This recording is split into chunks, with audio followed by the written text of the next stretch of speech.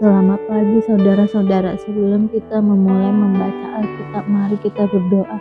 Terima kasih Bapak, kami bersyukur pagi ini bisa bangun dengan tubuh yang sehat tanpa kurang apapun. Sebelum kami melakukan aktivitas hari ini, kami rindu untuk membaca Alkitab Tuhan, untuk melandasi hidup kami dengan kebenaran-Mu. Oleh sebab itu kami semakin hari semakin berkenan di hadapan-Mu Tuhan. Urapilah setiap kami Tuhan, di dalam nama Tuhan Yesus. Haleluya. Amin. Membuat pakaian imam. Dari kain ungu tua, kain ungu muda, dan kain kirmiji dibuat merekalah pakaian jabatan yang dipakai apabila diselenggarakan kebaktian di tempat kudus. Juga dibuat mereka pakaian-pakaian kudus untuk Harun, seperti yang diperintahkan Tuhan kepada Musa. Dibuatnya lah baju efod dari emas, kain ungu tua dan kain ungu muda, kain kirmiji dan lenan halus yang dipintal benangnya.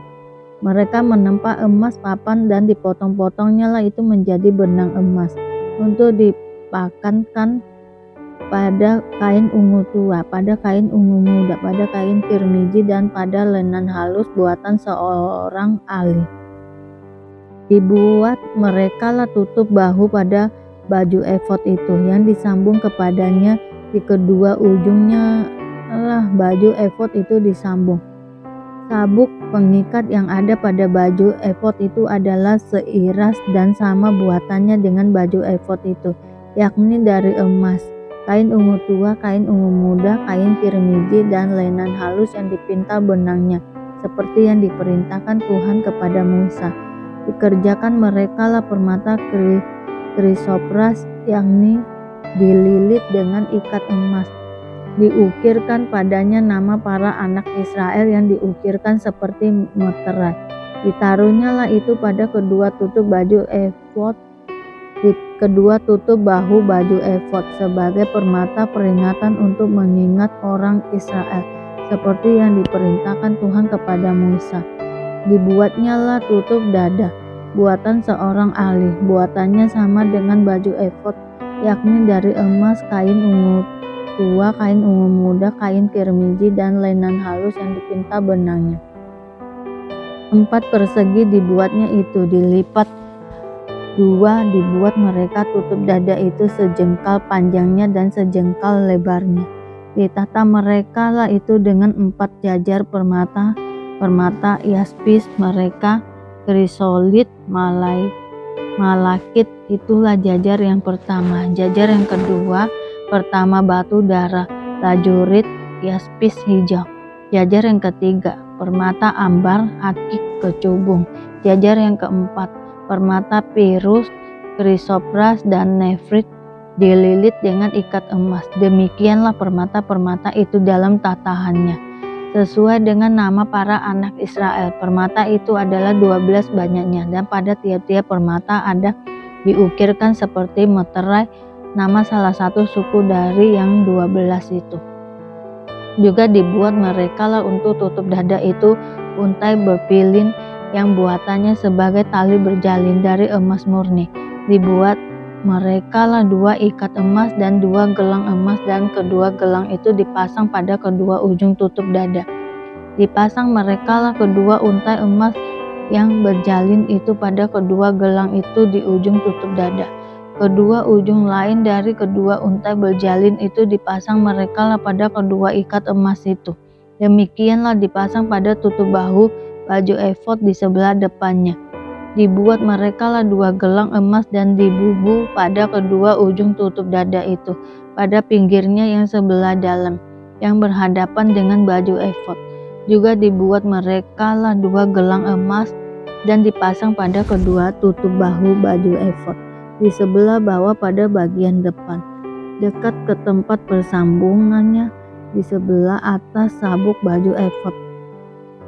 Kemudian diikatkan mereka lah tutup dada itu dengan gelangnya kepada gelang baju efod dengan memakai tali ungu tua, sehingga tetap di atas sabuk baju efod, dan tutup dada itu tidak dapat bergeser dari baju efod, seperti yang diperintahkan Tuhan kepada Musa. Dibuatnya lah gamis baju efod buatan tukang tenun dari kain ungu tua seluruhnya. Leher gamis itu di tengah-tengahnya seperti leher baju jirah. Lehernya itu mempunyai pinggir sekelilingnya supaya jangan koyak. Dibuat mereka lah pada ujung gamis itu buat delima dari kain ungu tua, kain ungu muda, dan kain kirmiji yang dipintal benangnya. Dibuat mereka lah giring-giring dari emas murni, dan ditaruhlah giring-giring itu di antara buah delima pada ujung gamis itu, berselang-seling di antara buah delima itu. Sehingga satu giring-giring dan satu buah delima selalu berselang-seling pada sekeliling ujung gamis yang dipakai apabila diselenggarakan kebaktian seperti yang diperintahkan Tuhan kepada Musa. Dibuat mereka lah kemeja dari lenan halus buatan tukang tenun untuk Harun dan anak-anaknya, serban dari lenan halus, destar yang indah dari lenan halus, celana lenan dari lenan halus yang dipintal benangnya, dan ikat pinggang dari lenan halus yang dipintal benangnya, kain ungu tua, kain ungu muda, dan kain kirmiji dari tenunan yang berwarna-warna seperti yang diperintahkan Tuhan kepada Musa. Dibuat mereka lah patam jamang yang kudus dari emas murni, dan pada jamang itu dituliskan tulisan diukirkan seperti meterai, kudus bagi Tuhan. Dipasang mereka lah pada patam itu tali ungu tua untuk mengikatkan patam itu pada serbannya di sebelah atas seperti yang diperintahkan Tuhan kepada Musa. Pekerjaan itu diterima baik oleh Musa. Demikianlah diselesaikan segala pekerjaan melengkapi kemah suci, yakni kemah pertemuan itu. Orang Israel telah melakukan tepat seperti yang diperintahkan Tuhan kepada Musa. Demikianlah mereka melakukannya. Dibawa mereka lah kemah suci itu kepada Musa, yakni kemah yang dengan segala perabotannya, kaitannya, papannya, kayu lintangnya, tiangnya, dan alasnya.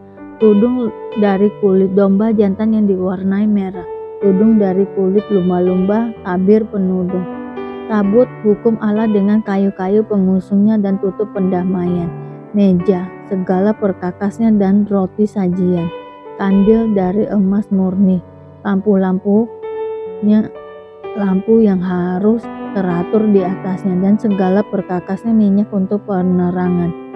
Mesbah dari emas, minyak urapan, ukupan dari wangi-wangian, tirai pintu kemah, mesbah tembaga dengan kisi-kisi tembaganya, kayu-kayu pengusungnya, dan segala perkakasnya, bejana pembasuhan dengan alasnya, layar pelataran, tiangnya dan alasnya, dan tirai untuk pintu gerbang pelataran, talinya dan patoknya, segala perkakas untuk pekerjaan mendirikan kemah suci, yakni kemah pertemuan itu.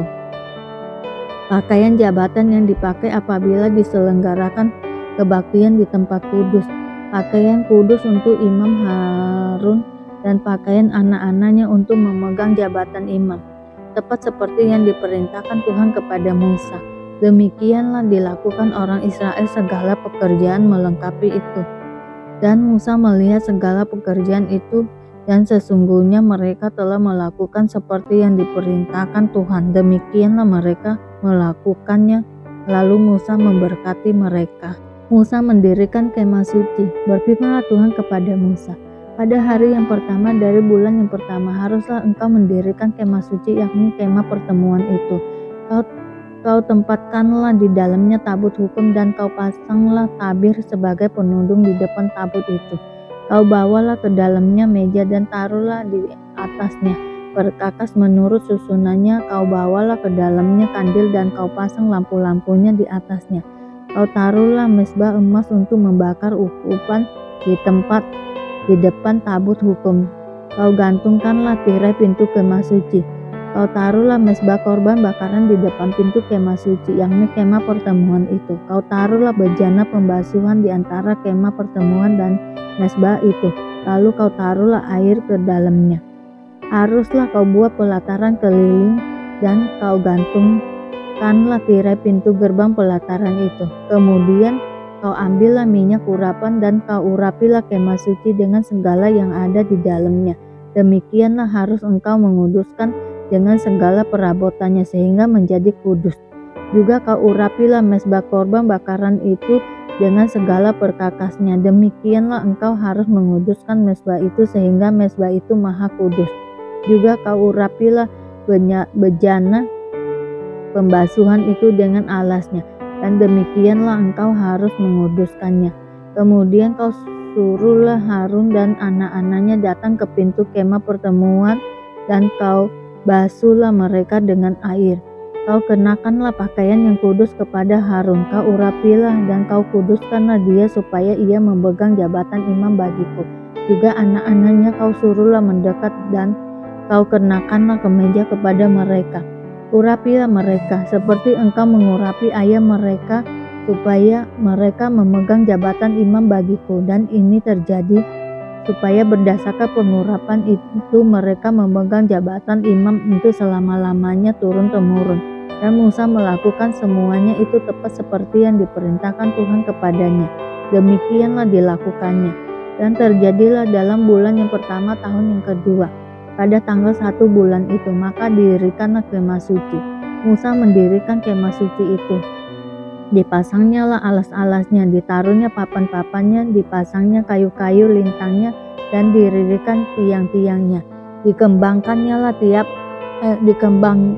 lah atap kemah yang menudungi kemah suci, dan diletakkannya lah tudung kemah di atasnya seperti yang diperintahkan Tuhan kepada Musa. Diambilnya lah loh hukum Allah dan ditaruhnya ke dalam tabut, dikenakannya lah kayu pengusung pada tabut itu, dan diletakkannya tutup pendamaian di atas tabut itu. Dibawanya lah tabut itu ke dalam kemah suci, digantungkannya lah tabir penudung dan dipasangnya sebagai penudung di depan tabut hukum Allah seperti yang diperintahkan Tuhan kepada Musa. Ditaruhnya lah meja di dalam kemah pertemuan pada sisi kemah suci sebelah utara di depan tabir itu.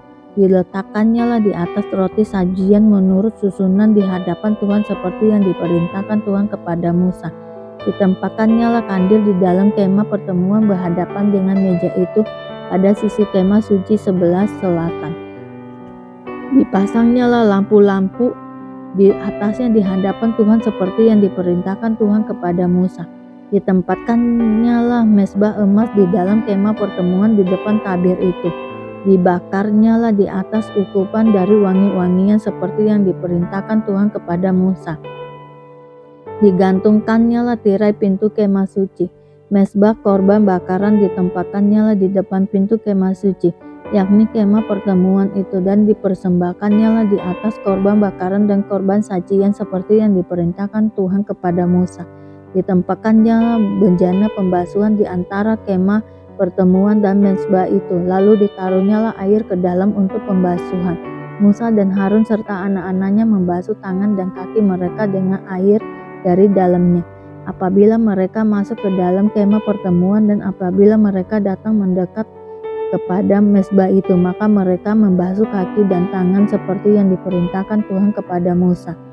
Didirikannya lah tiang-tiang pelataran sekeliling kemah suci dan mezbah itu, dan digantungkannya lah tirai pintu gerbang pelataran itu. Demikianlah diselesaikan Musa pekerjaan itu. Kemuliaan Tuhan memenuhi kemah suci.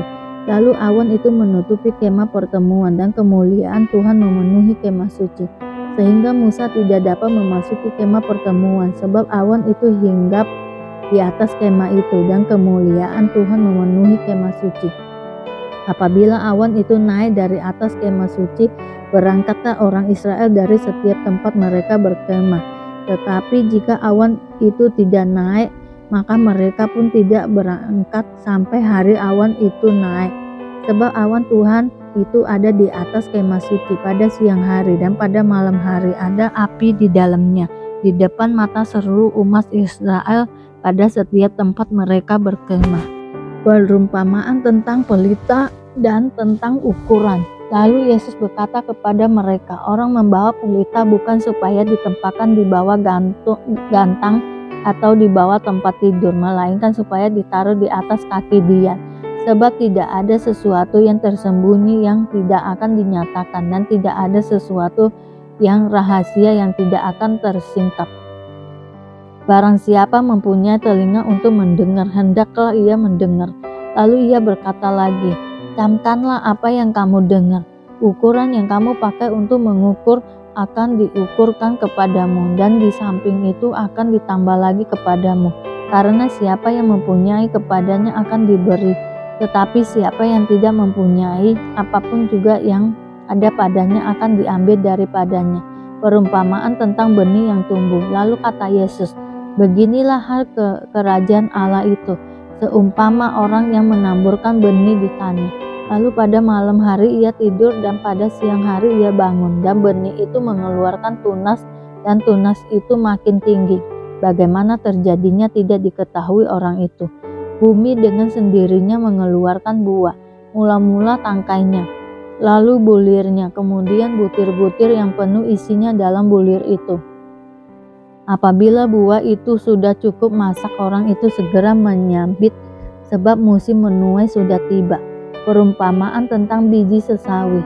Katanya lagi, dengan apa hendak kita membandingkan kerajaan Allah itu? Atau dengan perumpamaan manakah hendaknya kita mengabarkannya? Hal kerajaan itu seumpama biji sesawi yang ditaburkan di tanah. Memang biji itu yang paling kecil daripada segala jenis benih yang ada di bumi. Tetapi apabila ia ditaburkan, ia tumbuh dan menjadi lebih besar daripada segala sayuran yang lain, dan mengeluarkan cabang-cabang yang besar, sehingga burung-burung di udara dapat bersarang dalam naungannya. Dalam banyak perumpamaan yang semacam itu, ia memberitakan firman kepada mereka sesuai dengan pengertian mereka. Dan tanpa perumpamaan ia tidak berkata-kata kepada mereka, tetapi kepada murid-muridnya ia menguraikan segala sesuatu secara tersendiri. Angin ribut diredakan. Pada hari itu, waktu hari sudah petang, Yesus berkata kepada mereka, marilah kita bertolak ke seberang. Mereka meninggalkan orang banyak itu, lalu bertolak dan membawa Yesus beserta dengan mereka dalam perahu di mana Yesus telah duduk, dan perahu-perahu lain juga menyertai dia. Lalu mengamuklah taufan yang sangat dahsyat, dan ombak menyembur masuk ke dalam perahu, sehingga perahu itu mulai penuh dengan air. Pada waktu itu Yesus sedang tidur di buritan di sebuah tiram. Maka murid-muridnya membangunkan dia dan berkata kepadanya, Guru, engkau tidak peduli kalau kita binasa. Ia pun bangun, menghardik angin itu dan berkata kepada danau itu, diam, tenanglah. Lalu angin itu reda dan danau itu menjadi teduh sekali. Lalu ia berkata kepada mereka, mengapa kamu begitu takut? Mengapa kamu tidak percaya? Mereka menjadi sangat takut dan berkata seorang kepada yang lain, siapa gerangan orang ini sehingga angin dan danau pun taat kepadanya. Terima kasih Bapa untuk hari ini, sehingga kami dapat membaca Alkitab-Mu Tuhan. Mari doa Bapa kami. Bapa kami yang di surga, dikuduskanlah nama-Mu, datanglah kerajaan-Mu, jadilah kehendak-Mu di bumi seperti di surga. Berikanlah kami pada hari ini makanan kami yang secukupnya, dan ampunilah kami akan kesalahan kami, seperti kami juga mengampuni orang yang bersalah kepada kami. Dan janganlah membawa kami ke dalam pencobaan, tetapi lepaskanlah kami daripada yang jahat, karena Engkaulah yang mempunyai kerajaan dan kuasa dan kemuliaan sampai selama-lamanya. Terima kasih Bapa. Kami selalu bersyukur atas apapun Tuhan berikan hidup kami. Engkau tidak pernah meninggalkan kami ya Bapa. Hidup kami akan senantiasa berkecukupan di dalam-Mu. Di dalam nama Tuhan Yesus kami berdoa dan mengucap syukur. Amin, amin, amin. Tuhan Yesus memberkati.